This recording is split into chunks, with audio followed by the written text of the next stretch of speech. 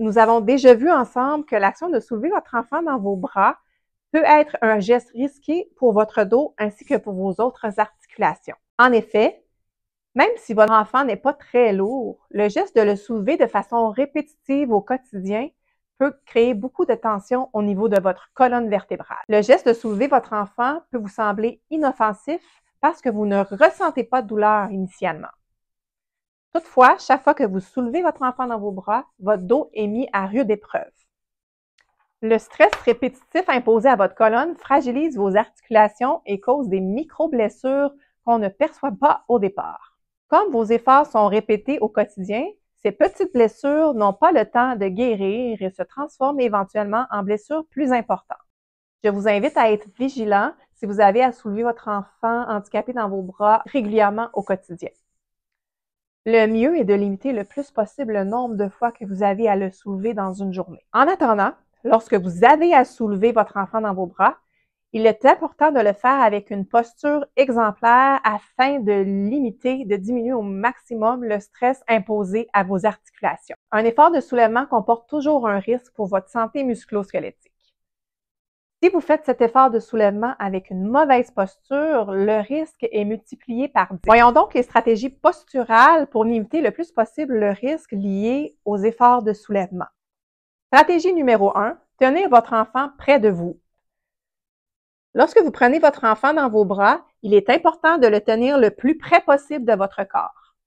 En effet, soutenir votre enfant près de vous minimisera votre effort musculaire lors du soulèvement.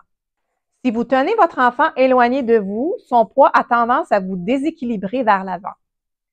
Pour éviter de tomber vers l'avant, vos muscles du dos doivent fournir un effort supplémentaire pour vous garder en équilibre. Dans cette situation, vos vertèbres doivent donc supporter le poids de votre enfant et subir également la pression d'une forte contraction musculaire pour vous garder en posture debout. D'ailleurs, les études biomécaniques ont démontré que la pression au niveau des disques intervertébraux est multipliée par 5 lorsqu'on soulève une charge à bout de bras. Dans cette image, je soutiens le poids d'une petite fillette qui pèse 16 kg. Si je la tiens à bout de bras, c'est donc l'équivalent de 80 kg que mes articulations supportent. C'est plus que mon propre poids. Il est donc primordial de tenir votre enfant près de vous lorsque vous le transférez par soulèvement. Stratégie numéro 2. Évitez de fléchir votre dos lorsque vous soulevez. Lorsque vous soulevez votre enfant dans vos bras, il faut vous assurer de le faire en adoptant une posture avec un dos très droit. Le geste de soutenir votre enfant dans vos bras amène un stress directement sur votre colonne vertébrale. La posture avec un dos fléchi en elle-même entraîne également une tension importante sur vos articulations de la colonne vertébrale. Si on ajoute la tension liée à une mauvaise posture en flexion, à la pression engendrée par un effort de soulèvement, la contrainte devient encore plus importante pour votre dos. Dans cette image, je soulève la fillette non seulement à bout de bras, mais également en adoptant une posture avec un dos voûté. La combinaison des deux multiplie par 10 l'effort que j'ai à fournir pour la soulever, ce qui cause un stress énorme sur mon dos. Il est donc recommandé de fléchir vos genoux plutôt que de pencher votre dos lorsque vous devez soulever votre enfant à partir d'une surface plus basse. Stratégie numéro 3, forcez avec vos jambes plutôt qu'avec votre dos.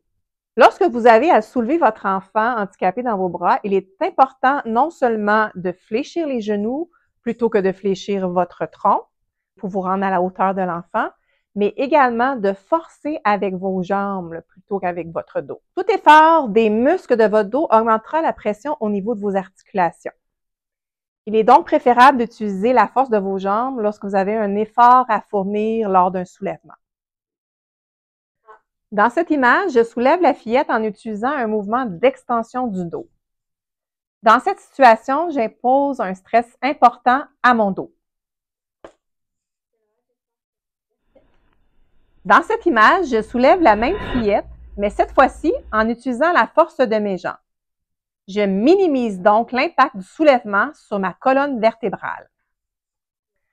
Voilà donc 3 stratégies à appliquer lorsque vous devez soulever votre enfant dans vos bras.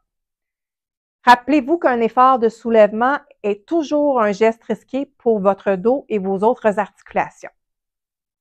Toutefois, en respectant les principes présentés dans cette vidéo, vous pouvez en diminuer les impacts négatifs. Je vous invite à surveiller la mise en ligne de mes prochaines vidéos où il sera question de différentes stratégies pour diminuer le nombre de soulèvements que vous avez à faire au courant de votre journée avec votre enfant.